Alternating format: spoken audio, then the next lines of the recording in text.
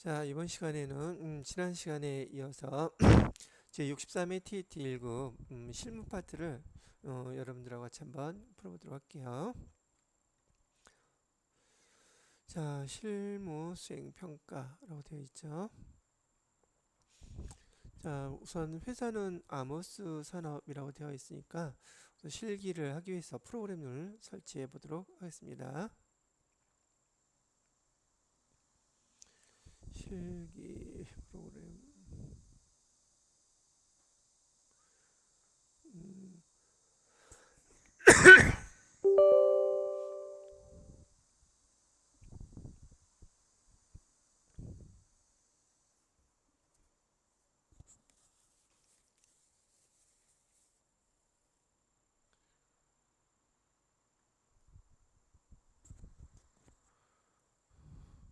자, 감독관 번호는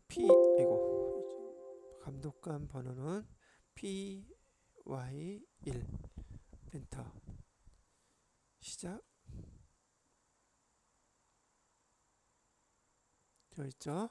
회사는 여기 아모스 산업이라고 나와 있어요. 회계 전체 누르고 문제 읽어보고 여기 프로그램에다가 하나씩 같이 입력을 해보도록 하겠습니다.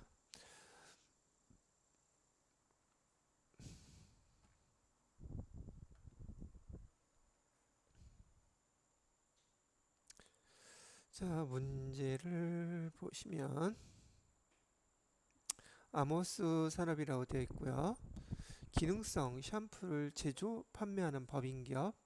이 정도는 봐두고 넘어가야겠죠. 자, 실무 수행 1번 자료는 거래 자료를 입력해 보라고 나와 있네요. 자, 잉여금 처분계산서도 보여주고 있고요.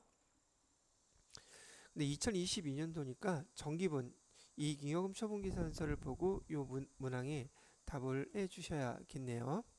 뭔가 봤더니 이익준비금은 이익준비금의 적립액 상법 규정에 의한 최소 금액을 적립한다. 이익준비금은 이따가 문제에서 보시겠지만 처분 결의에 의해서 현금 배당 한 금액에 대해서 최소한 10%예요. 미니멈이 최소한 10%를 무조건 적립을 해야 됩니다. 회사에서 현금 배당을 하게 되면 현금 배당에 대한 것만 최소한 10%를 무조건 법으로 정해놨어요. 그래서 그 법으로 정해놓은 적립금을 우리는 이익준비금이라고 부르고 이 이익준비금은요 법정 적립금이에요. 법정 적립금. 어, 여기 상법에서 그렇게 하라고 되어 있거든요. 이게 상법에서 정해놓은 법정 적립금인데 자본규정에 이익준비금으로 이렇게 별도로 금액을 띄워놔야 된단 말이죠. 자, 이론 문제를 위해서 또 마저 설명을 해드린다면 최소한 10%라고 했지 20%, 30%안 되는 거 아니에요. 할 수는 있는데 그러면 이렇게 현금 배당할 때마다 언제까지 적립을 해야지 되는데요? 라면은 여기 이익준비금은 자본의 2분의 1, 50%죠. 2분의 1이 될 때까지 적립을 해야 돼요. 만약에 그 금액을 이상 갖고 있다면 현금 배당을 하더라도 이익준비금으로 적립하지 않아도 돼요. 그런데 2분의 1이 될 때까지 적립하라고 되어 있죠. 자본금의 2분의 1. 자, 이런 사항은 이 정도까지 해주면 될 것 같고요. 여기 처분 확정일에 대한 회계 처리하라고 되어 있는데 처분 확정일에 현금 배당, 주식 배당, 이익 준비금 이런 것들 자료 주어주고서 여기다 회계 처리 해보라는 얘기고 정기분 이익잉여금 처분계산서 작성하라고 문제에서 알려주고 있네요. 자, 그렇다면 여기 다시 한번 돌아와서 보시면은요. 좀 이따 프로그램에서 보기는 하겠지만 여기 이익준비금 여기 나와 있는 게 있나?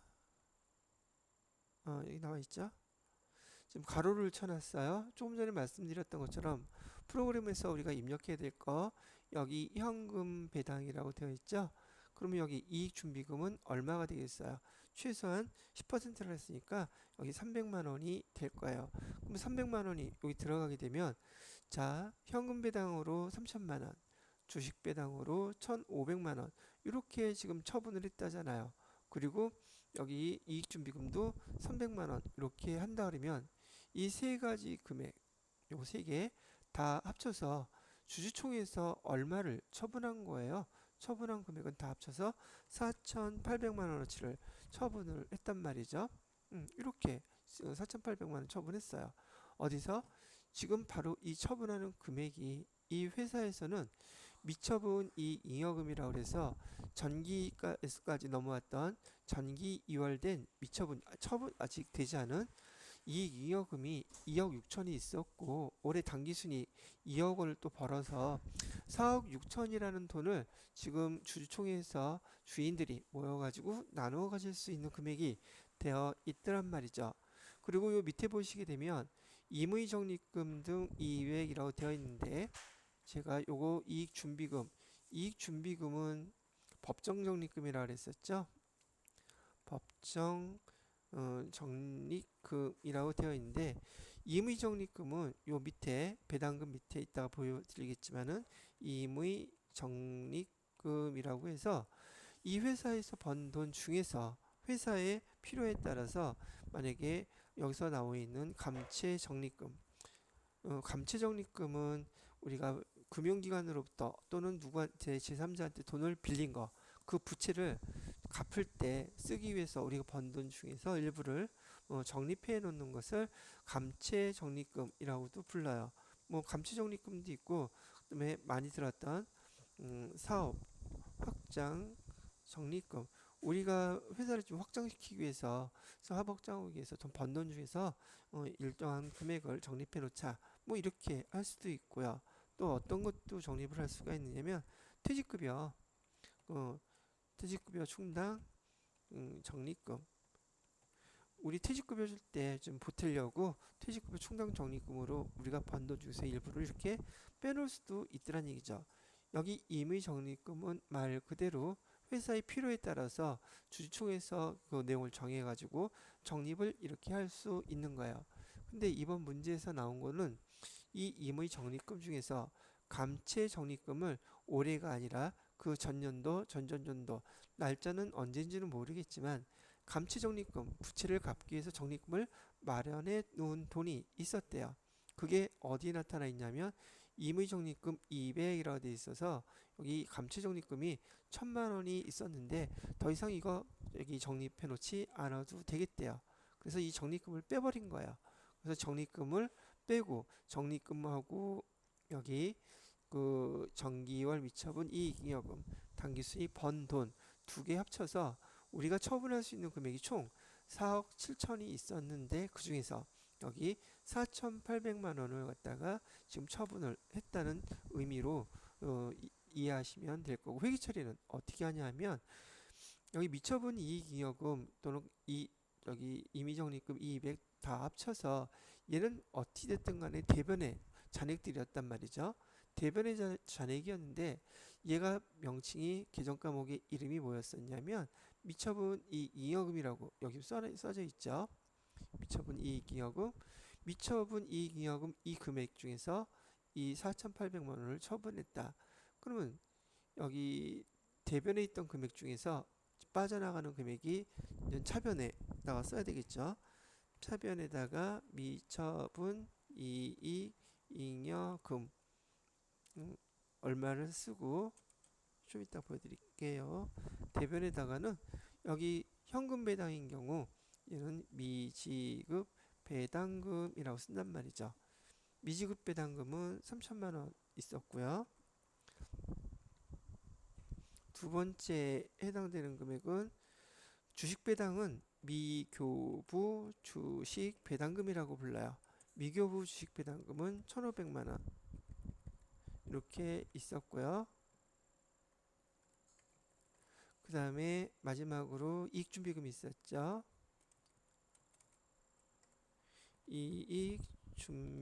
이익준비금에서 300만 원 이렇게 처리해 주시면 되는 거예요. 자, 그런데 여기 지금 미처분 이익잉여금을 잉여금 처분기산서에서 쓰는 계정명은 미처분 이익잉여금이라고 쓰지만 회계 처리할 때 이 금액이 재무상태표의 자본기종으로 가야 되기 때문에요. 375번에 2월 이익 잉여금이라고 기정을 회계 처리해 주셔야지 돼요. 미처분 이익 잉여금 기정 코드 번호가 377번 있어요. 근데 얘는 여기서만 사용되는 용어예요. 그래서 회계 처리할 때는 반드시 2월 이익 잉여금이라고 써주셔야 되는데 여기 총 지금 처분된 금액이 4,800만 원이라 했죠. 그래서 여기다 4,800만 원을 쓰려고 보니까 지금 여기 임의적립금, 감채적립금을 갖다가 이만큼 다시 다 사용했단 말이죠. 필요가 없으니까. 그러면 요거 먼저 요것도 같이 없애주셔야 되는데 그러면 결과론적으로 감채적립금 1,000만 원을 쓰게 된다면 나머지 3,800만 원만 2월 이 잉여금에서 사용하면 되는 거고 나머지 1,000만 원은 여기 감채 적립금이라고 하는 금액에서 1,000만 원을 지금 200으로 쓴 거기 때문에 감채 적립금 먼저 없애주고 나머지 금액을 2월 이 잉여금에서 없애주는 거구나 이렇게 기억을 해두시면 된다는 얘기죠. 감채 적립금이라고 해서 뭐 부채나 이런 거 아닙니다. 이 자본 계정이에요. 자본 계정을 사용하는 거기 때문에 감채 적립금이 이만큼 없어진 거란 얘기죠. 그래서 여러분들은 이 문제에서 요구하는 건 자본 계정에 대해서 특히나 이 잉여금 처분계산서를 보고 회계 처리하는 거는 이렇게 잘 익혀두셔야 되고 뭐 매번 시험을 풀 때마다 보시겠지만 이 시험 문제는 거의 빠지지 않고 자본 계정에 대한 걸 출제를 하고 있는 것 같아요. 그래서 잘 익혀두시기 바랍니다. 그러면 얘를 갖다가 회계 프로그램에 한번 보도록 하겠습니다. 가서 아까 해놨던 거 여기서 전기분 여금 처분계산서 클릭해 주시고요. 날짜는 다 되어 있죠. 그래서 이익준비금 자 여기 현금 어디 갔습니까? 현금 배당 여기다가 3,000만 원 이거 작성하라고 했으니까요. 그 다음에 주식 배당은 1,500만 원 그 다음에 이익준비금은 현금 배당이 10%라 그랬죠? 300만 원 그 다음에 여기 보시면 감채적립금 여기 아까 1,000만 원 요거 없애라 그랬죠? 자 이렇게 입력해 주시면 문제에서 가로 늘하는 금액을 다 반영을 해 주신 게 되는 거란 얘기죠. 되셨죠? 자 회계 처리는 어떻게 하라 그랬어요? 여기 화면에서 한 번 더 여기 미처분 이익 잉여금 근데 회계 처리할 때는 2월 이익 잉여금이라고 써주라고 그랬었죠. 총 금액이 4,800만 원인데 이 처분된 금액이요. 그 중에서 1,000만 원은 감채적립금, 나머지 3,800만 원은 2월 이익 잉여금이라고 회계 처리해 주시라고 얘기한 거예요. 자 해볼게요. 그러면 일반 전표 입력에 가셔서요. 날짜는 3월이 아니라 2월인가요? 처분 확정일이 2월이니까 2월 28일 날짜로 차변에다가 375번 2월 이익 잉여금 쓰시라고요. 3,800만 원. 그 다음에 감채 적립금 이렇게 해가지고 여기서 1,000만 원 써주시고요. 대변에다가는 미지급 배당금, 현금 배당은 미지급금에 해당되는 거예요. 미지급 배당금 하셔서 현금 배당은 3,000만 원. 그 다음에 미교부 주식 배당금, 미교부 주식 배당금 1,500만 원. 그 다음에 이익 준비금 여기 있죠. 이익 준비금 해서 300만 원. 이렇게 회계 처리하는 것이 아까 여기서 주어진 요 자료에 대해서 회계 처리하는 방법이었다고 설명을 해드린 겁니다. 여기 아까 처분확정일 매 2월 28일인지 여기 나와 있죠. 자 이렇게 정리하시면 되겠습니다. 그 다음에 정기분 이익잉여금 처분계산서 작성하라고 했으니 여기서 정기분 이익잉여금 처분계산서 작성 다 해 놓았죠. 이렇게 작성하시면 돼요. 자, 그 다음에 2번 문제를 보니까 리스회계 문제네요. 금융리스 계약서라는데 이거 금융리스도 여러분들이 좀 처음 배우실 때는 뭐 헷갈리다 어렵다 이렇게 얘기를 하시는데 특히 금융리스에 관련돼서는 주로 TET 1급에서 많이 출제를 하고 있어요. 그런데 회사에서는 아주 많이 사용하는 그 거래 상황이란 말이죠. 그래서 보통 금융리스 해갖고 회사에서는 필요하면 특히 차가 많은데 승용차 같은 경우요.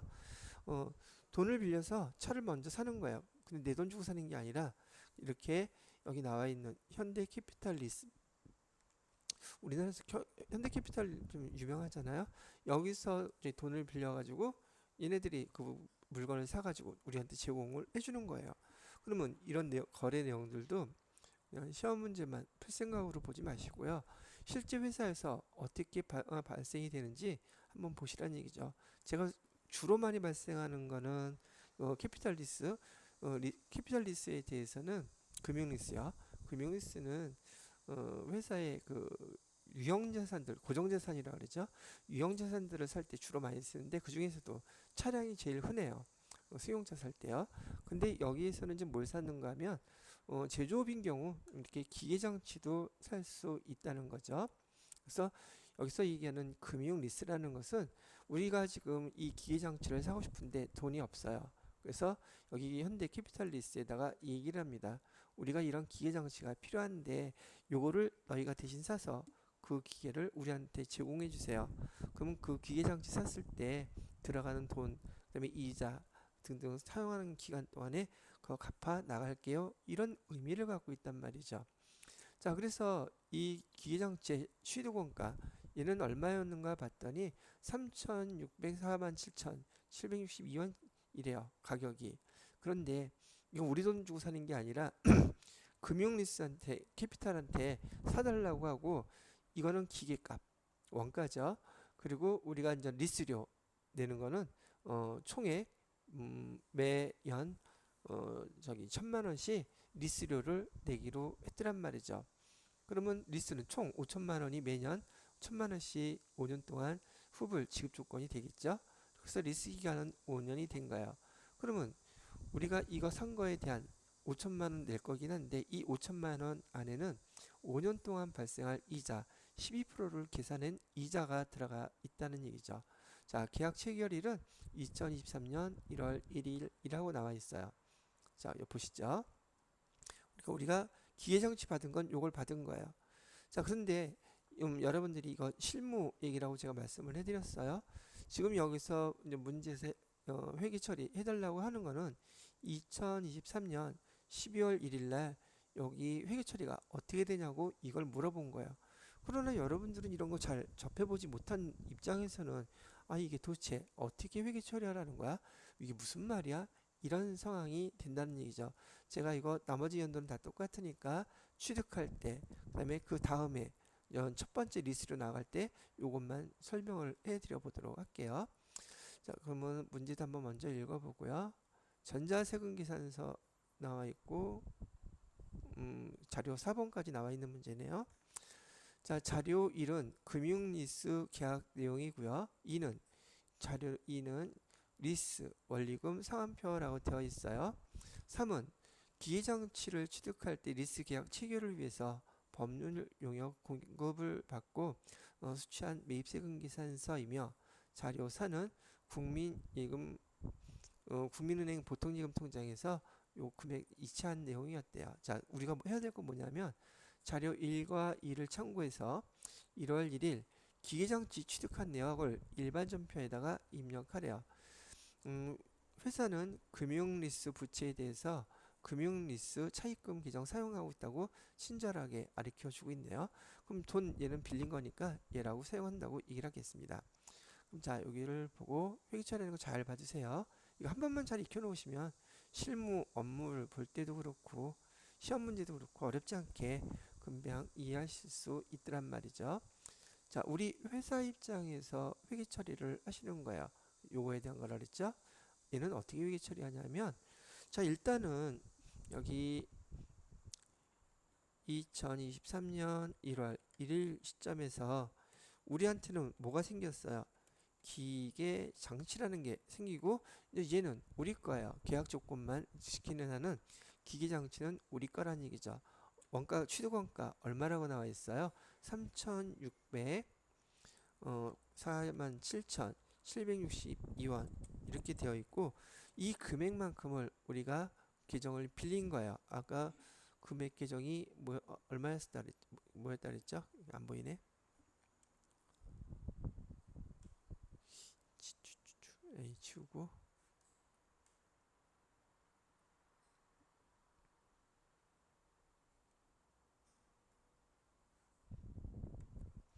제가 용어를 못 봤어가지고 2023년 1월 1일 날 차변의 기계장치 금액은 3,647,762원.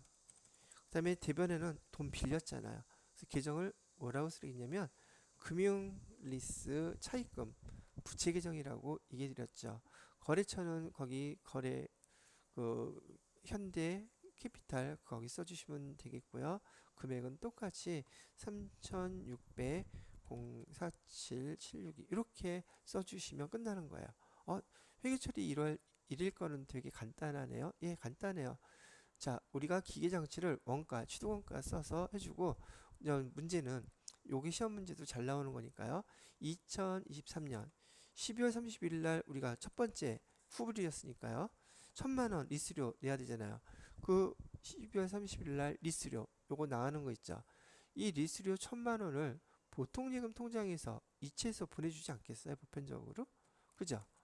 그래서 대변에 저 리스료 저기 지급할 때에는 보통 예금에서 여기 1,000만 원 리스료 이렇게 지급했다고 보통 예금 써주시고요.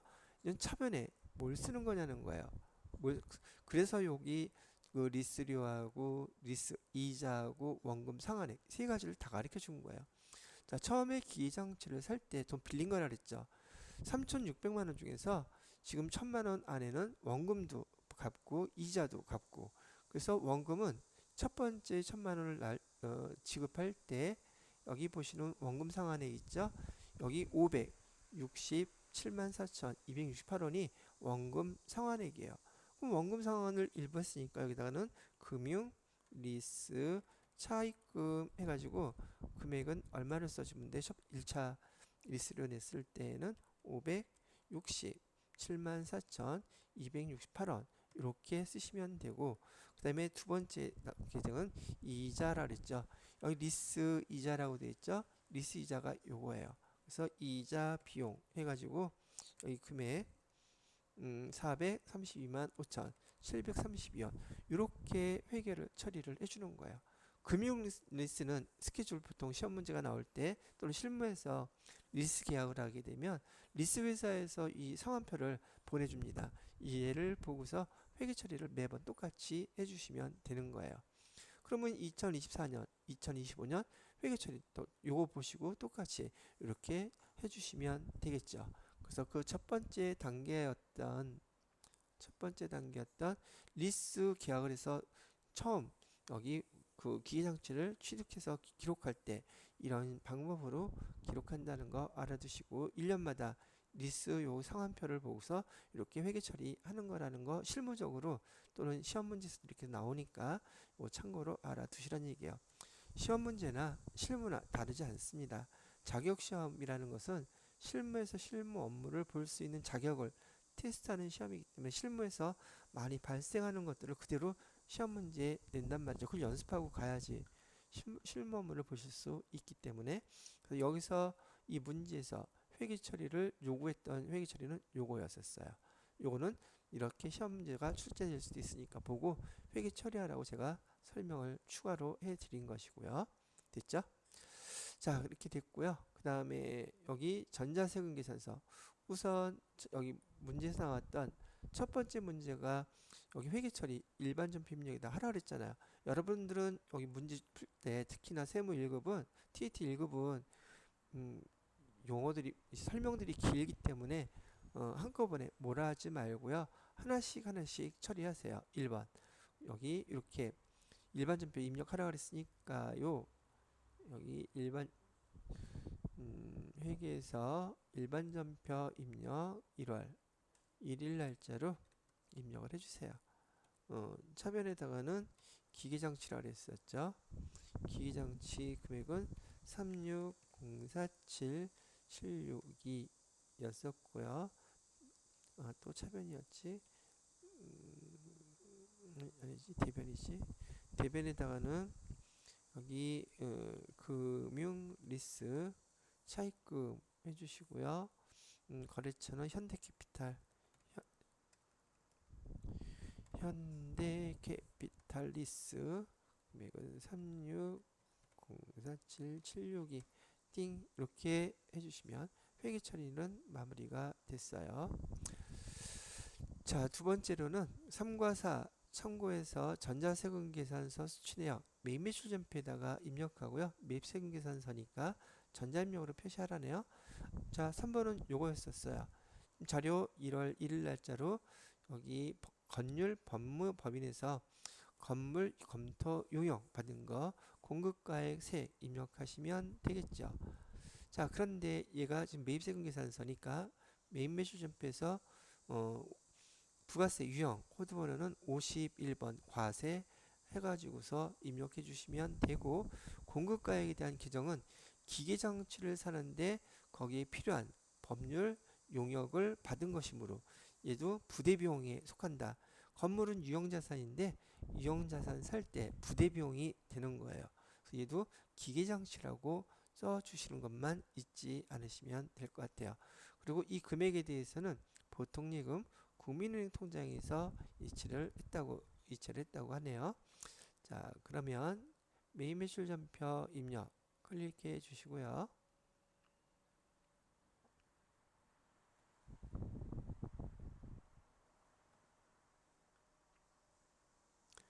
그다음에 날짜는 1월 1일 부가세용 매입세금 계산서 불공사항 아니니까 이렇게 써주시면 되겠고요. 그다음에 법률 검토 용역 써주세요. 공급가액은 200만원, 거래처는 건율 세금계산서 받았고 혼합분계 누르신 다음에 원재료를 기계장치라고 써주세요. 그 다음에 4번에 보통예금에서 이체했다 그랬죠. 220만원. 여기서 엔터 치면 여러분들 까먹어요. 보통예금의 은행 거래처 넣어야 되죠. 여기다가 국민은행 넣어주셔야 돼요. 이거 여러분들 은근히 잘 까먹어요. 엔터 치고 넘어가서 생각 안 하고 넘어간 다음에 틀리지 않은 것 같은데 어디서 감점이 된 거 보면은 점수가 안 나오는 거 보면 여기서 이거 보통예금의 거래처 제대로 입력하지 않아서 감점 나는 경우가 있더라고요. 자, 요거 주의해 주시면 좋겠고, 자, 그 다음에 결과론적으로 여기서 얘기한 자료 3과 4 참고해가지고 전자세금계산서 수취내역 매입 매출 전표다 입력했어요. 전자입력으로 했고, 여기서 주의할 건 뭐였었어요? 여기 용역비, 검률 검토 용역비는 뭘로 써줘야 된다 규정을 수수료 비용이 아니라 부대비용으로서 기계장치라고 써야 되는 게 여기 시험 문제 또 하나의 태클이었네요. 요거만 잘 파악하셨으면 됐겠습니다. 자, 이렇게 해서 두 번째 문제를 마무리 쳤어요. 실무수행 1번은 재무회계와 관련된 문제로 시험 문제가 나왔었고요. 실무수행 2번은 부가가치세 관리 문제네요. 보통 이런 문제는 우선 틀리면 안 되죠. 이런 문제는 틀리면 안 돼요. 자, 한번 보도록 할게요. 수정전자 세금계산서라고 되어 있고 날짜는 2월 3일이네요. 계약금. 요 계약금 나오는 여기 문제 매매시 전표에서 요거 상당히 지금 주의를 하셔야 돼요. 어려워서가 아니라 이것도 여러분이 잘 틀려서 실수로 틀리고 실수로 기입을 안 하는 경우가 있더라고요. 자, 날짜 2월 3일에 계약금인데 내용을 한번 보도록 할게요. 위 전자세금 계산서는 계약금 10%를 수령하면서 발급한 전자세금 계산서래요. 자료는 2월 3일 거 입력되어 있대요. 근데 2월 20일 날 애경산업이 구매 취소 의사를 통보하였고 계약이 해제하기로 합의를 했대요. 그래서 이 날짜로 2월 20일 날짜로 수정 세금계산서를 발급해야지 돼요. 자, 수령한 계약금은 계약 해지일 현금으로 다 지급을 했다고 하네요. 자, 수정사유 넣고요. 그다음에 전자세금계산서 발급 전송해서 마무리 지으라고 합니다. 자, 해보자고요. 메인 매출 전표 입력해서 날짜는 2월 3일로 해주시고요. 자, 계약금 나와 있죠? 여기서 수정세금계산서 클릭하시고요. 여기는 계약 해제 4번이죠. 계약의 해제 확인 눌러주시고요. 날짜는 지금 2월 20일자로 계약이 해제되고 있어요. 그죠?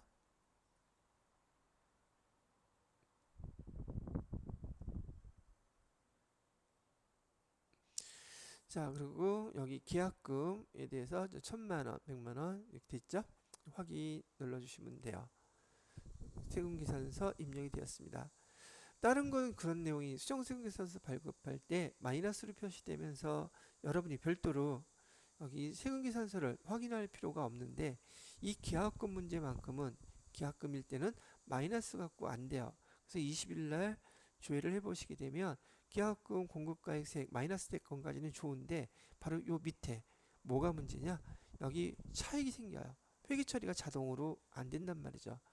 마이너스로 되기는데 그래서 제일 간단하게 회계 처리하는 방법이 지금 세금계산서 우리가 보내줘야 될 거는 회계 처리할 때 제품 매출이 아니라 얘 선수금이잖아요. 그래서 여기다가 선수금이라고 쓰세요. 선수금 그대로 마이너스 해주면 되는 거니까. 그죠? 여기 그대로 제품 매출을 선수금으로 바꿔주시고요. 그 다음에 대변만 돼 있으니까 똑같이 그냥 대변에다가 이렇게 현금 1,100만원 입력을 이렇게 해주시면 돼요. 이게 여러분들 실무에서도 그렇고 회계 처리할 때 제일 간단한 방법이에요. 대변으로 선수금 빼고 현금 저기 넣어주고서도 이렇게 회계 처리할 수 있기는 한데요. 그리고 또 여러분들 여기 회계 처리된 기출문제 답안지 보면 답을 쓰는 경우가 세 가지 경우가 나와 있어요. 근데 실무에서는 실제로 이렇게 많이 쓰니까 이렇게 쓰시기 바랍니다. 이게 제일 편하고 또 정확하게 이해하기도 빨라요. 자, 그러면 요것까지 주의하라고 말씀을 해드렸고 수정세금계산서 발급하라면서요. 그러면 여기 전자세금계산서 발행 내역 관리 가셔가지고 2월 20일 날짜이고 2월 20일 날짜죠. 세금계산서 전송해 주셔야 돼요. 전자 발행 확인. 여기 발행. 굳이 뭐 이거 확인하고 그럴 필요 없어요. 빨리빨리 할 수 있으니까. 그다음에 두 번째 아카데미 세금계산서 로그인 매출조회 그냥 발행 이렇게 누르시면 돼요. 그러면 여기 계약금에 대해서 계약 해질 써져 있고 비계약금 나가는 거 보이시죠? 이렇게 됐으면 이 문제가 마무리 됐다는 얘기예요. 메인 매출 전표 입력에서 날짜 조회를 해보시면 여기 전자 발행으로 표시되어 있는 걸 확인하실 수 있어요. 자, 이렇게 여기 수정 세금계산서 세무 TAT 2급에서도 많이 자주 나왔던 건데 요 회계 처리하는 거 그냥 넘어가면 이거 틀리게 됩니다. 그래서 여러분들 이거 잘해 주셔야 돼요. 나중에 시험 보러 가셔갖고 나중에 시험 맞춰보려고 해도 도통 이런 거 답 체크해갖고 나올 시간이 없어요. TAT 2급도 시간이 많이 모자릅니다. 여러분들이 몰라서 틀리는 게 아니라 어떤 부분은 아는데도 시간이 모자라서 작성 못하고 나오는 게 경우가 좀 꽤 있더라고요. 그래서 제가 또 경험해봐도 마찬가지 그랬고요. 그래서 시간이 부족하기 때문에 뭐라고 썼는지 기억이 안 날 수도 있는데 이런 수정세금계산서 경우 요거 회계 처리 제대로 잘 확인해서 이렇게 하는 거 잘 기억을 해두시라고 조언을 해드립니다. 자, 그렇게 되면 여기 전자세금계산서 발행 내역 관리까지 해서 이 항목을 다 마무리가 된 거예요. 그러면 다음 문제 기한 후 신고라는 말이 나오고 있네요. 자, 요것도 이제 뭐 수업할 때마다 뭐 강조하면서 설명해 드리는 것이긴 한데 이거 부가가치세 신고와 관련돼서 이거 용어도 구분 잘 못하시는 분들이 간혹 계셔요. 하다못해 세무사 사무소에 다니면서 실무 업무를 하시는 분조차도 이 부가가치세 신고를 갖다가 구분짓는 용어를 잘 이해를 못 하시더라고요. 못 하시는 분도 간혹 계세요. 그다음에 예정신고, 예정신고는 다 아시죠? 그럼 확정신고는요? 확정신고도 다 알아요. 근데 이 확정신고를 할 때 두 가지 경우가 발생을 합니다. 하나는 수정신고, 또 하나는 기한 후 신고. 이렇게 구분이 되는데 예정신고 때, 예정신고는 다 알고 계시지요? 예정신고 때 자료, 세금계산서 누락한 자료가 있다면 여기 확정신고 때 거기 예정신고 누락분 반영해서 확정신고 때 신고하면 돼요. 그쵸? 별반 어려운 얘기 아니네요. 그래서 여러분들은 부가세 신고와 관련돼서 예정신고다, 확정신고다 구분하는 건 많이 해보셨단 말이죠. 그럼 수정신고라는 말은 TT 2급에서 많이 나왔던 거죠. 언제 얘기하는 거야? 확정신고를 했는데 확정신고 때 누락을 했어요. 그러면 바로 수정신고 들어가야 되죠. 다 파악된다면 확정신고를 하고 난 다음에 수정 여기 누락된 게 있어서 다시 신고하는 걸 수정신고라고 부릅니다. 그럼 기한 후 신고는 뭔가요? 기한 후 신고는요. 음, 지금 이 확정신고를 이쪽 확정신고를 하지 않은 거예요. 이타 저타한 이유로 확정신고 자체를 하지 않고 기한 후 신고를 한 케이스가 되더란 말이죠. 예를 들어서 얘가 지금 2기 확정이라고 가정을 해볼게요. 2기 확정 신고였다면 지금 10월 1일부터 12월 31일 과세 기간에 대해서 다음 해인 1월 25일까지 이 확정 신고를 해야 되죠. 근데 이 1월 25일까지 확정 신고를 못했어요. 자료가 충분히 다 오질 않았어 가지고. 그래서 예를 들어서 여기서처럼 2월 뭐 7일 날 이렇게 신고를 했다 그러면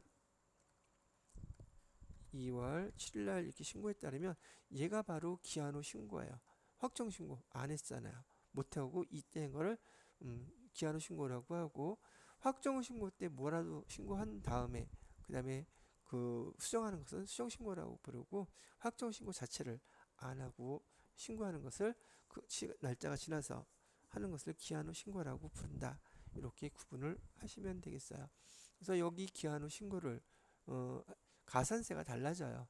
그래서 제가 실무적으로는 뭐라고 말씀드리냐면 큰 금액 대충 얼추 들어갈 것들을 대충 넣어서 확정 신고를 하라고 말씀을 드립니다. 틀려도 괜찮으니까 확정 신고하고 그 다음에 수정 신고를 하는 것이 가산세가 그나마 적게 계산이 돼요. 여기 기한 후 신고는 결국 확정 신고 미신고예요. 미신고이기 때문에 가산세가 상당히 크게 나와요. 그래서 기한 후 신고하게 되면 이런 것들이 있더라라는 거 참고로 알아두고 용어 때문에 요 설명 먼저 한번 해드렸습니다. 자, 그렇다고 하면 기한 후 신고에 대한 거 한번 얘기를 들어보도록 하죠.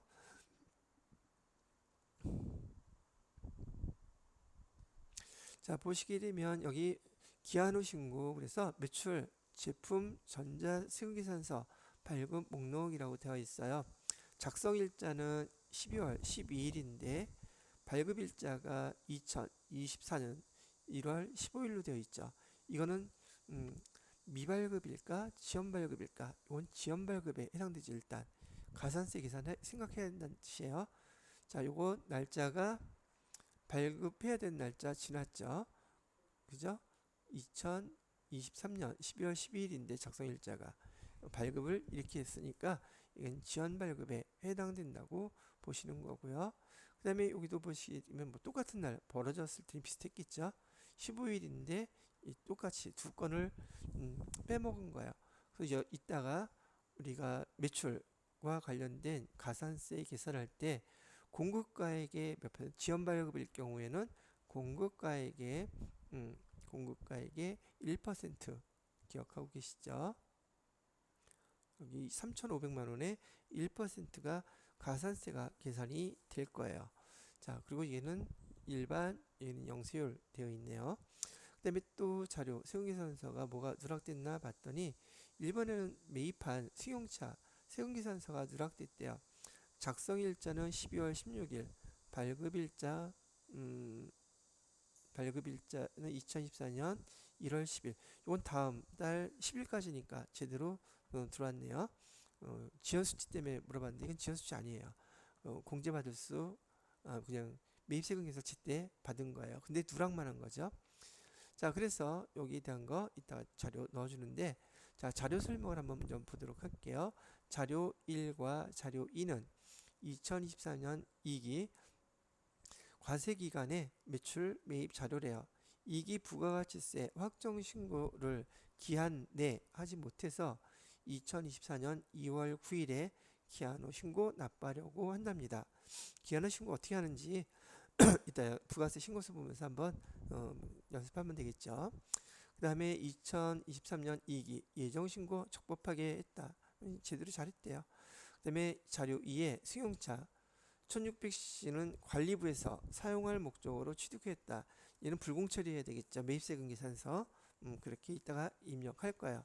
분명 시험 문제에서는 당연히 요거 다 입력하라고 해요. 자, 이렇게 해놓고 여러분들이 5번에서 신고 불성실 가산세는 일반 무신고. 일반 무신고일 때 우리 신고 불성실에서 가산세는 20%예요. 일반 무신고. 초과 그다음에 과소 신고라든지 초과 환급 얘는 10%고요. 가산세 세율이. 그다음에 부당자 들어가는 무조건 다 40%예요. 근데 부당자는 여지껏 시험 문제 출제된 적은 없습니다.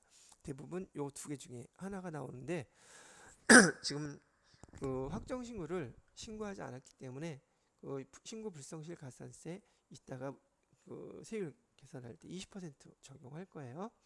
자, 미납 일수는 여기 15일로 되어 있어요. 15일. 얘는 감면 50% 받을 수 있는 날짜네요. 이것도 이따가 가산세 계산할 때 한번 설명 또 해드릴게요. 자, 그럼 수행과제 뭘 할까 봤더니 자료 1, 2 작성 일자료요. 거래 자료 입력하래요. 제시된 거래는 모두 외상이며 전자세금 계산서 거래부는 전자입력으로 처리해 주세요 라고 되어 있죠. 자, 이 수행과제 첫 번째 거는 여기 1번, 2번 여기 매출, 매입 세금 계산서 매입 매출 전표에다가 그대로 입력해 달라는 얘기를 합니다. 자, 그래서 입력해 달라고 하니까 매입 매출 전표 입력에 가셔가지고요. 이 자료들 그대로 입력합니다. 작성일자 기준으로 해서요. 여기는 12월 12일로 12월 12일로 해주시고요.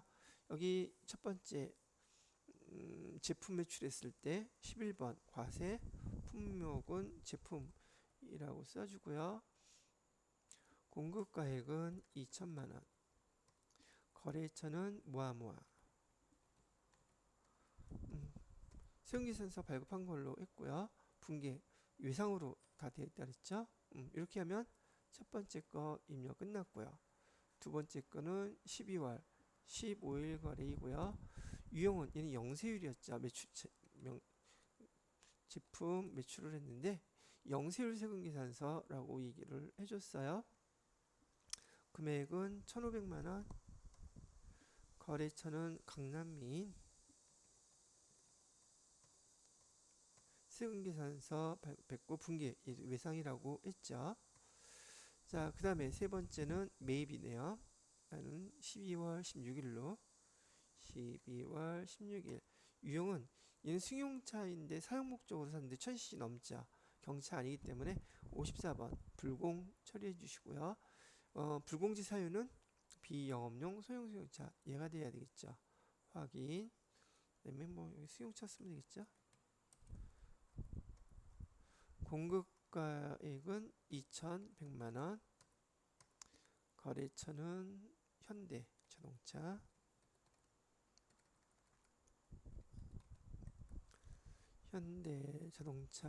세금계산서 받았고요. 분계는 지금 외상이라고 다 했으니까 얘는 미지급이라서 혼합으로 해주셔야겠네요. 얘는 차량 운반구라고 바꿔주시고 대변에 미지급금 금액은 2,310만원 이렇게 해주시면 우선 거래 자료 다 입력이 끝났어요. 자, 그럼 여기 거래 자료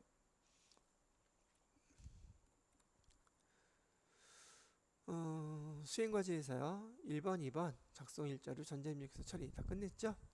입력이 다 끝났으면 이익이 부가가치세 확정신고서 작성하세요 라고 되어 있죠. 그리고 여러분이 TAT 2급에서 좀 가끔 나왔었을 텐데 이렇게 뭐죠? 음,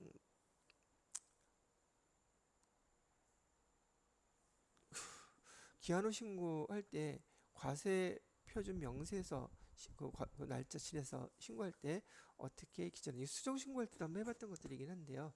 여기 기한후 신고할 때도 이걸 어떻게 작성하는지 한 번만 잘 봐두고 익혀놓으시면 돼요. 그럼 다 똑같으니까 회사에서 업무 볼 때도 같습니다. 부가가치세 확정신고서부터 한번 보도록 하겠습니다. 자, 부가가치세 신고서 클릭하시고요. 날짜는 10월부터 12월. 얘 지금 확정신고 안 했죠? 그래서 일단 정기신고 먼저 불러오기를 합니다. 자, 그럼 우리가 입력한 자료만 이렇게 들어가 있어요. 그죠? 다른 건 다 없다 치고, 그러면 입력한 자료가 매출 자료, 그 다음에 영세율, 그래서 과세표준 나와 있죠? 매입세액에서 아까 불공사항이긴 하지만 수용차 매입한 거, 요거 불공지사항이라서 공제, 불공사항으로 여기 다시 나타나 있어요. 그리고 우리가 납부해야 될 세액은 얼마였냐면 200만 원이었어요. 이따가 우리가 가산세 계산할 때요. 저 미납세액 200만 원이 가산세 기준액이에요. 그래서 세금계산서 누락을 하게 되면 특히 매출인 경우에는 잠깐 설명해 드리고 있다가 가산세 계산할게요. 매출인 경우에는 공급 거기 부가세 부가 세금계산서 지연 발급하게 되면 공급가액의 1% 가산세가 있고요. 이 결과로 부가세 미납세액이 발생한다면 얘가 이제 가산세 계산하는 근거 그 기준 금액이 돼요. 그럼 여기서 결과론적으로 미납세액은 얼마인가요? 얘는 지금 이기 확정 때 신고납부를 하지 않았으니까 미납세액 발생했던 200만 원이 얘가 미납세액이 된단 말이죠. 그럼 미납세액은 언제 계산할 때 사용되느냐 하면 신고 불성실 가산세 계산할 때 미납세액 기준이고요. 그다음에 뭐죠? 우리 지연 납부 부가세 납부 안 했잖아요. 이자 계산할 때도 여기 미납세액이 기준이에요. 그래서 이 미납세액을 갖다가 여기 결과론적으로 얼마가 미납됐다는지를 알아야 된다는 얘기죠. 자, 그러면 이렇게 자료 입력했던 거 다 봤고요. 얘에 대해서 우리가 이제는 저장 이렇게 해놓고요. 다시 한번 볼게요. 저장 내용 불러오고 지금 여기 정기신고라고 되어 있긴 했지만 얘를 갖다 확정시켜 놓지 않았기 때문에 이기 확정을 먼저 신고해 놓고요. 얘가 기한 후 신고라는 걸 어디서 표시하게 되느냐면 여기 보시면 과표라고 되어 있죠. 과표를 클릭하셔서요. 여기 신고 구분란이 있어요. 신고 구분에 여기 4번에 보시면 기한 후 과세표준에서 여기 4번으로 이렇게 바꿔주셔야 돼요. 그래서 4번으로 바꾸시게 되면 기한 후 과세표준으로 반영이 될 거고요. 가끔가다 시험 문제에서 국세 환급금 계좌 입력하라고 그러는데 국세 환급금 그 은행하고 계좌번호 여기서 입력하는 거예요. 기억하셔야지 돼요. 여기서 입력하는 거다. 그리고 여기 신고 연월이 돼 있죠. 지금 얘는 정기신고라고 돼 있으면 2024년 1월 25일인데 지금 여기 며칠 날 신고하기로 돼 있어요. 2024년 2월 9일 날 신고하는 것이라고 여기다 표시를 해 놓으셔야 된다는 얘기죠. 그래서 확인 이렇게 눌러 놓으시게 되면 여기 기한 후 신고라고 떠 있는 거 보이시죠? 그래서 확정 신고 먼저 처리해 놓고 그런 다음에 과표에서 날짜 조정해서 선택해 가지고 기한 후 신고 이렇게 표시하게끔 만들어 주셔야 된다는 얘기예요. 되셨죠? 여기까지가 뭐에 대한 내용이었었느냐? 여기 부가가치세 확정신고서 작성하기 위한 첫 번째 단계 설명했어요. 근데 뭐까지 해야지 돼요? 조금 전에 설명한 거는 여기 과세표준 명세서에서 신고, 기한 후 신고 구분했죠. 4번. 신고 연월일 2월 9일로 기재했죠? 그거 한 거예요. 가산세만 계산하는 걸 해보도록 하겠습니다. 가산세는 여기 26번 여기 더블 클릭을 해보세요. 그럼 가산세를 계산하는 화면이 이렇게 나온답니다. 자, 그런데 아까 우리가 세금계산서 매출에 대해서 지연발급이라고 되어 있었죠. 지연발급 금액 얼마라고 그랬어요? 3,500만 원이라고 그랬죠. 그럼 여기 세율이 공급가액의 가산세 세율 1% 돼 있기 때문에 그 금액 자동으로 이렇게 계산이 돼요. 손댈 거 없다는 말이죠. 그 밑에 거는 해당되는 사항이 있어도 최고의 세율이 가산세율이 적용되면 나머지 거는 다 중복으로 적용 배제를 해놨기 때문에 해당되는 사항이 없어요. 자, 중요한 건 여기 69번이에요. 신고불성실. 신고불성실은 부가가치세 신고서 제출 안 했잖아요. 그죠? 그걸 우리는 뭐라고 그러냐면 부가가치세 신고서 금액이 잘못됐거나 제출을 안 하게 되면 그 신고하는 거에 불성실하다 그래서 신고 불성실에 해당이 돼요. 그리고 그 가산세율이 크게 이렇게 구분이 4개로 나뉘어져 있는데 이 중에서 무신고 일반이 됐던 무신고 부당이 됐던 여기 무신고 부당자 들어간 거 하고요. 그다음에 과소 또 초과한 거 부당이라고 들어간 거 있죠. 요 부당자가 들어간 거는 가산세 신고불성실 가산세 세율이 무조건 40%예요. 근데 시험 문제는 단 한 번도 나오지 않았어요. 부당하게 하는 거 아니기 때문에 제일 많이 잘못 실수한다고 해야 되나? 제일 많이 시험 문제 출제되고 실무에서 많이 벌어지는 경우는 바로 요거예요. 과소 초과한 거 일반. 여기 가산세 세율은 10%예요. 이거 세율 외우고 계셔야 돼요. 여기서 별도로 제공해 주지 않기 때문에 10%고요. 여기 지금 전처럼 무신고라고 되어 있죠. 무신고 일반이라고 되어 있는 거 얘는 20%예요. 그래서 결국 신고불성실의 가산세 세율은 크게 세 가지만 기억하면 되는데 10%, 20%, 40% 이렇게 세 가지로 구분이 돼요. 지금 기한후 신고는 신고를 안 했죠. 무신고. 근데 얘는 일반에 해당되기 때문에 여기에다가 쓰시면 돼요. 여기다가 뭘 쓰는데요? 신고불성실 계산할 때 가산세 계산한 대상은 미납세액이에요. 아까 미납세 200만 원이었단 말이죠. 그리고 여러분들한테는 여기 뒷면 참조라고 되어 있고 가산세가 자동으로 계산되지를 않아요. 그래서 요거 잘 봐두셔야 되는데 자, 미납세 200만 원에 대해서 조금 전에 말씀드렸던 것처럼 가산세 세율은 20%예요. 근데 이 신고불성실을 계산할 때 그 일정한 신고는 안 했지만 얘를 갖다가 일정한 시간 안에 신고를 하게 되면 경감세액이 있어요. 세액을 갖다가 경감시켜 준단 말이죠. 여기 기한후 신고인 경우에는 한 달 이내에요. 한 달 이내에 이렇게 신고를 하게 되잖아요. 그럼 50%를 그 가산세에서 경감을 해줘요. 그래서 얘를 기한후 신고 1개월 이내하면 경감세율이 몇 퍼센트가 적용된다? 50%가 적용된다는 얘기예요. 200만 원에 20%면 40만 원, 40만 원에 50%면 20만 원. 그래서 이거 계산한 금액이 신고불성실 가산세는 이렇게 20만 원으로 계산이 되더란 말이죠. 그래서 여기 금액 여러분이 20만 원 이렇게 입력해 주셔야지 돼요. 자, 이렇게 신고가 세금을 안 냈으면 당연히 그 부가가치세 납부도 안 했겠죠.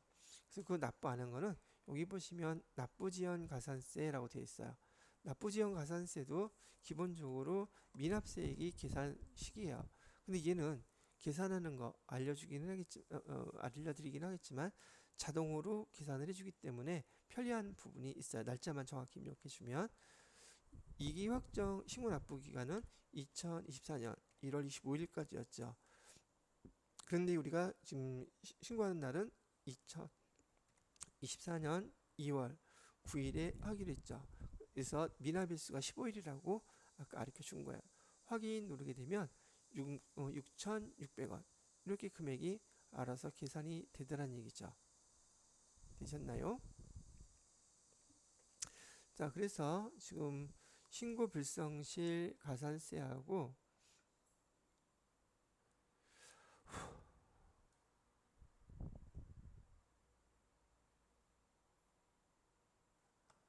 여기 그 다음에 또 뭐가 있었냐면 아까 영세율도 세금계산서를 누락하는 바람에 영세율 과세표준 신고 불성실, 여기 과세표준에 대한 신고 불성실도 포함이 되게 돼요.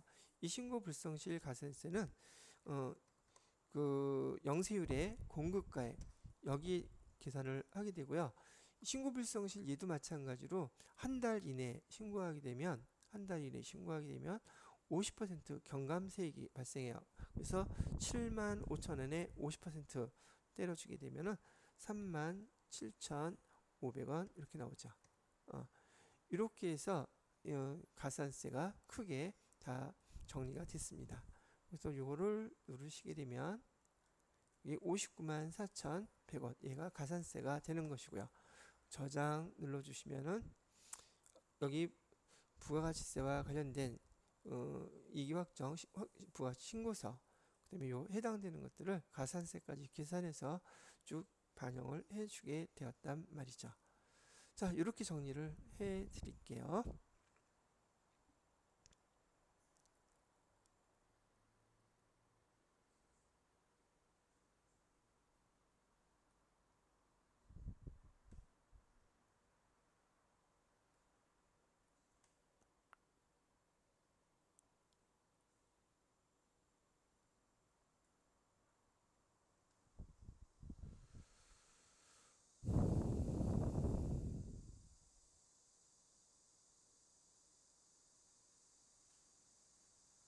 자, 이번 실무수행 세 번째 거는 결산이네요.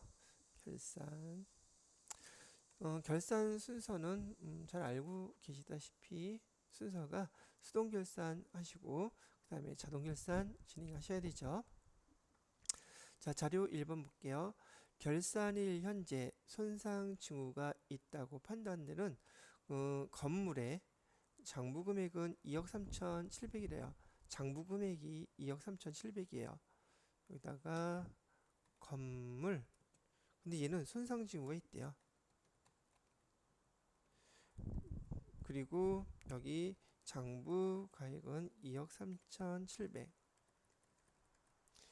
자, 해당 건물의 손상 여부를 검토한 결과 건물의 사용가치는 2억 원이라고 얘기하고요.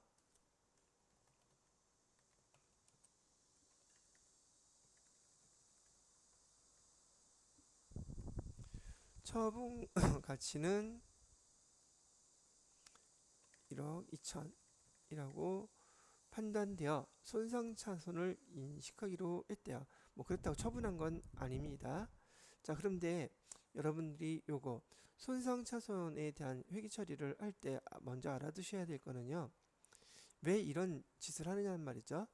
건물 같은 경우에 건물도 그렇고요. 차량 운반구도 그렇고 기계 장치도 그렇고 우리는 그 결산할 때 실무로 기업회계 기준에서는 손상 징후가 있는 것들에 대해서는 반드시 그 손상 징후 그 검사를 해서 그 손상 차손을 인식하게끔 되어 있더란 말이죠. 그 말 뜻은 다른 것도 다 마찬가지지만 여기 지금 문제 나온 장부를 예를 들었을 때 우리가 건물을 취득하고 사용하면서 감가상각 누계액을 비용 처리 다 하고 장부가액이 현재 우리가 일반적으로 봤을 때 추정하기에 2억 3,700짜리라고 추정을 했었더란 말이죠. 그런데 일부에서 이번에 태풍 때문에 비만이 와서 수해를 입어서 그 건물에 손상이 생긴 거예요.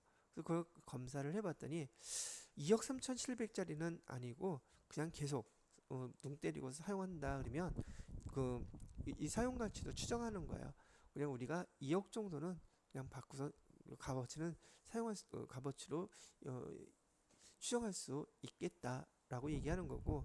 근데 얘를 갖다가 이렇게 손상을 받은 다음에 처분하게 되면 1억 2천 정도밖에 안 된다고 얘기를 하네.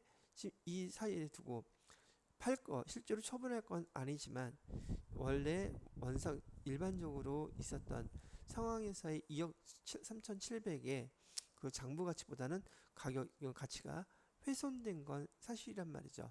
그래서 이 손상된 그 부분만큼을 회계 처리해서 비용으로 인식을 해야지 돼요. 왜요? 그래야지 지금 이 건물이 12월 31일 장부 재무상태표 기록되어 있을 때 어떤 것이 실제 가격이냔 말이죠. 재무상태표는 일정한 시점에 그 자산의 그 현재 가치를 기록해 놔야 되는 게 우리가 원칙이잖아요. 그래서 장부 금액은 2억 3,700이라 할지라도 가격이 더 떨어졌다면 그 떨어진 만큼은 우리 재무회계의 보수주의에 의해서 비용으로 바로 인식하게끔 되어 있더란 말이죠. 그런데 요 두 가지 중에서 말이죠. 두 가지 중에서 가격을 비교해서 더 큰 거하고 비교해서 적용을 해요. 두 가지 금액 중에서 맥스 사용가치하고 처분가치하고 비교해서 더 큰 거하고 그 다음에 이 장부 가격의 차액 비교해서 손상차손으로 인식합니다.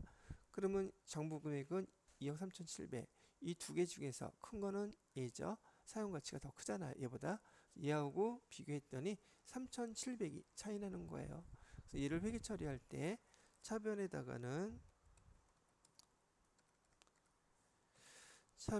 이거 왜 이러냐 차변에다가는 손상차손이라고 해서 3,700만원 이렇게 입력하시면 되고요.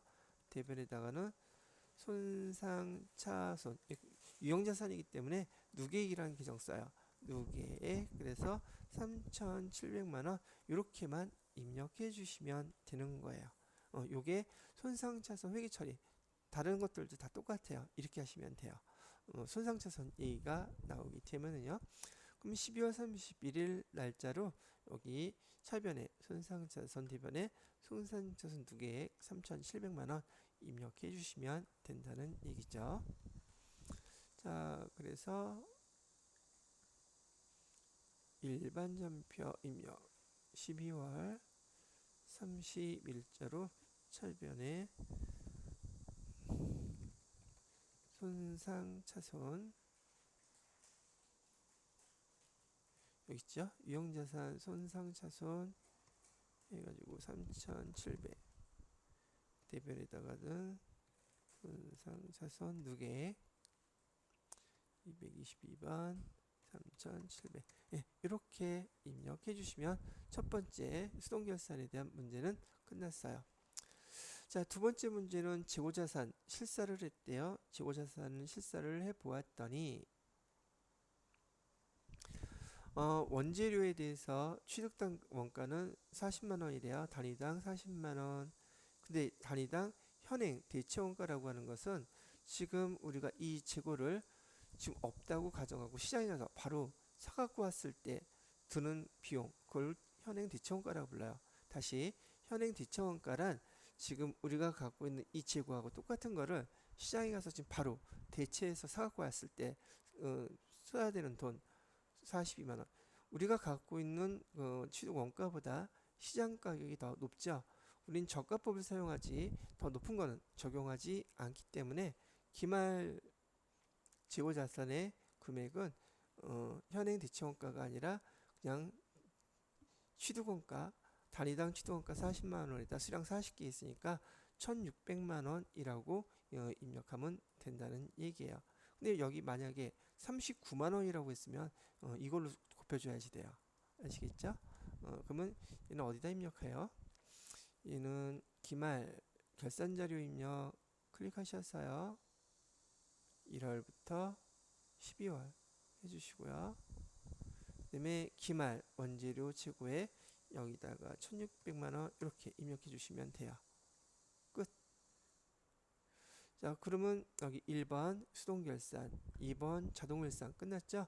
그 다음에 여기 3번은 이익잉여금 처분계산서이기 때문에 얘는 별개라서 여기 전표 추가 눌러주시면 이렇게 됩니다. 됐죠? 그 다음에 세 번째 문제는 이익잉여금 처분계산서 여기 단기 4월 28일 2월 28일 2024년 전기는 2023년 2월 18일 요거 하고서 지금 이 잉여금 처분기산서의 손익계정 다 마감시켜서 재무상태표에 미처분 이익잉여금을 여기 재무상태표에 2월 이익잉여금으로 다 이월시키는 과정을 처리를 하라는 뜻이에요. 이건 무슨 뜻이냐면, 자, 수업 시간에도 제가 자세히 설명을 했던 내용이긴 한데요. 지금 그걸 하지 않은 미처분 이익잉여금 계산서 마감하지 않은 상태에서 재무상태표를 조회를 해보시게 되면 12월 날짜로요. 조회를 하시게 되면은 그 손익계정이 다 마감이 안 돼가지고 이렇게 에러라고 해서 차익 금액이 이렇게 뜬단 말이에요. 그죠? 지금 이 상태가 뜨는 이유는 이익잉여금 처분기산서에 손익계정을 다 마감한 다음에 그 미처분 이익잉여금을 재무상태표의 자본계정으로 이월시켜주는 과정이 아직 안 됐기 때문에 이 차익이 뜨는 거예요. 그래서 이게 안 뜨고 재무상태표 재무제표를 마감하기 위해서는 반드시 여기 이익잉여금 처분계산서 클릭하셔서요. 저장된 데이터 아니오라고 그러지 추가된 것들이 있으니까 여기 처분 예정일을 2024년 아까 날짜 며칠이라고 그랬죠? 2월 28일이라고 그랬죠? 2월 28일. 그 다음에 전기는 2023년 2월 28일 이렇게 해주시고요. 여기 똑같이 결산자료 입력에서처럼 전표 추가를 반드시 클릭해 주셔야 돼요. 이게 우리가 회계원리 회계 기초 때 배웠던 손익계정 마감하고 손익계정 마감 결과인 당기순이익 또는 미처분 이익잉여금을 재무상태표의 자본계정으로 대체시켜주는 그런 역할을 이 버튼 하나만 눌러주면 얘가 알아서 다 한단 말이죠. 그래서 확인 눌러주시면 돼요. 그런 다음에 아까 재무상태표 조회했을 때 에러 떴잖아요. 다시 한번 해보시게 되면 에러가 안 뜨죠. 그리고 여러분이 TAT 2급에서 제일 회계 FAT 1급이나 많이 물어봤던 거 여기 이 잉여금 처분기산서 거기서 2월대에서 2월 이 잉여금으로 들어와 있는 금액 얼마냐고 많이 물어보잖아요. 바로 이렇게 마감이 돼서 대차 차액에 없이 반영이 된 상황을 보여주는 거랍니다. 그래서 이는 회계 프로그램에서는 마지막 그 결산 절차에서 중요한 항목이므로 이렇게 이익잉여금 처분 내역은 없는 걸로 하고 미처분 이익잉여금 전액을 2월 이익잉여금으로 이월하게 한다. 이거 하라는 얘기였던 거예요. 그래서 결산을 완료하고 결산을 완료하는 과정은 여기하고 이거였었고요. 이익잉여금 처분기산서를 여기에서 손익대체 분기하세요. 그게 바로 아까 코드번호 F 여기서 F3 눌러서 마감 절차를 진행했던 거를 여기서 하라고 지시를 했던 거라고 얘기하는 것이죠. 자, 여기까지 설명을 결산까지 입력을 마무리했네요. 결산 자료 회계정보 조회 문제가 나와 있어요. 자, 그러면 여기 해당되는 문제 하나씩 보도록 하겠습니다. 손익계산서 조회에서 당기에 발생한 영업의 비용이 얼마냐고 물어보고 있죠. 당기에 발생한 영업의 비용 손익계산서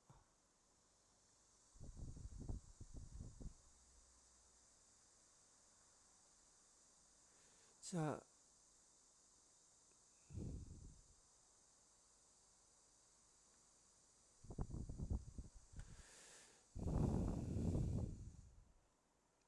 보시게 되면 영업의 비용도 있고 여기 당기에 발생한 금액 4,098만 6,270원이라고 나와 있죠.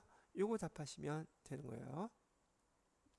두 번째 재무상태표에서 기말 재고자산 잔액이 얼마네요? 기말의 재고자산 재무상태표였죠.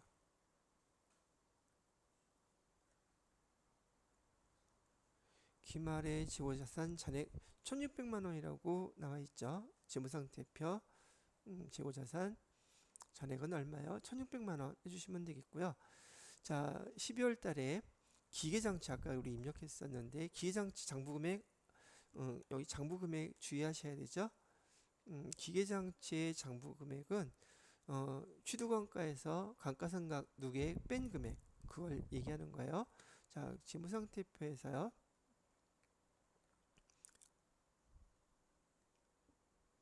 기계장치 여기 있죠? 기계장치 요 금액 중에서 장부 금액은 취득원가에서 감가상각 누계액 뺀 이 금액은 8,347,762원. 예, 이렇게 답하시는 거고요. 그 다음에 재무상태표 선수금 잔액이 얼마니에요? 선수금은 부채죠. 선수금 잔액은 330만 원이라고 답하시면 되겠네요. 그 다음에 이익준비금 이익준비금 쭉 내려가서 이익준비금은 500만 원이라고 답하시면 되겠죠. 자, 그 다음에 2월 이익잉여금 미처분 이익잉여금 아까 눌렀던 거죠. 여기 미처분 이익잉여금은 528 762 528 7 요거 2번이네요. 그죠? 요거. 자, 그 다음에 부가가치세 질문이네요. 전자세금계산서 발행내역 관리에서 2월 20일 우리 수정세금계산서 발행했던 수정사유 코드 번호가 몇 번이에요? 그러면 아까 우리 메인 매출전표 입력에서 수정세금계산서가 2월 20일 걸로 발행을 해줬으니 조회를 하신 다음에 수정세금계산서 누르시면 여기 수정 입력사유가 기하의 해제 코드 번호는 4번이라고 되어 있죠. 요거 답하시면 되겠습니다. 그래서 여기는 코드 번호가 4번 이렇게 해주시고요. 그 다음에 부가가치세 신고서에서 기한 후 신고 기간의 과세표준 합계 금액이 얼마냐요? 여기 합계란 9번이라고 되어 있죠. 그럼 부가가치세 신고서 보시고 이기 확정에 과세표준 4번이 어떤 거예요? 다시 과세표준 합계 9번 합계란 9번 요거죠. 9번이라고 되어 있죠. 과세표준은 여기 공급가액을 의미한다 그랬죠. 요거네요. 3,500만 원이라고 답하시면 되는 거예요. 합계란 9번. 그 다음에 부가가치세 기한 후 신고 기간 고정자산 매입난 세액이 얼마냐고 물어봤죠. 여기 매입 세금계산서에서 고정자산 매입 요거 얘기하는 것이고요. 그 중에서 세액난 요거네요. 2,210만 원이라고 답하시면 되겠습니다. 자, 그 다음에 마지막 문제. 이기확정 신고 기간에 여기 기한 후 신고서의 가산세 26번이라고 했죠. 가산세 얼마냐고 물어본 거예요. 그러면 여기서 보시게 되면 26번에 가산세 26번 여기 있죠. 가산세 얼마요? 59만 4,100원이라고 답하시면 되는 거겠죠. 자, 이렇게 해서 부가가치세까지 결산과 관련된 것까지 여러분들하고 설명을 같이 한번 해보았고요. 여기까지가 여러분들 먼저 TET 1급 실무 수행에서 1번에서 3번까지 같이 해드렸고요. 다음 시간에는 이어서 원천징수 관리와 법인세 관리 두 가지를 설명해 드리도록 하겠습니다.